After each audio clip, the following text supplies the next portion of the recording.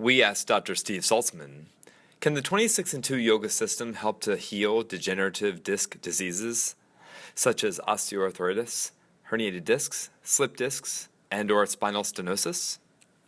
No question, with the one caveat of assuming the discs are not de-innervated and dead, meaning they haven't been completely devoid of blood supply and oxygen and nutrients. Assuming that's the case, and it most likely is, otherwise there'd be a fusion. That disc would literally be gone and you would have a bone-on-bone situation.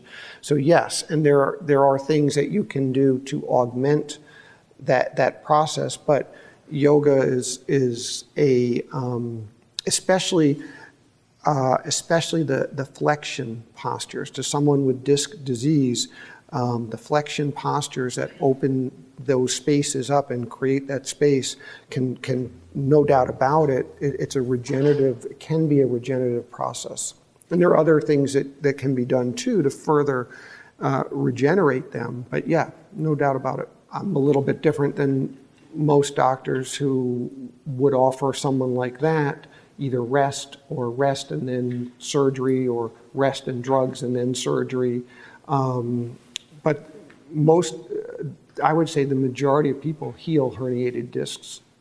There's a whole process of how to do it, and being in this room is a piece of that process once somebody is out of a real acute process and doesn't have sensory or motor deficits. Mm-hmm. But I've seen many people completely heal herniated discs. Then someone asked, should I not have surgery to heal my degenerative disc disease? I don't know.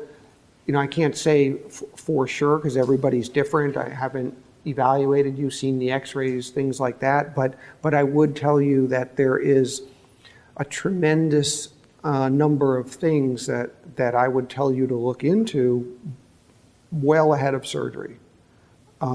Things that can reduce. So a lot of times that problem is mostly inflammation.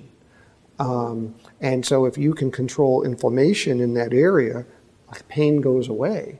And so there are non-invasive, non-surgical ways to do that. The reality is most doctors aren't that healthy and don't really know. They don't really, I don't mean that to be funny, it's kind of sad. And they're not healthy and active, and so they don't really know, and they're not taught anything.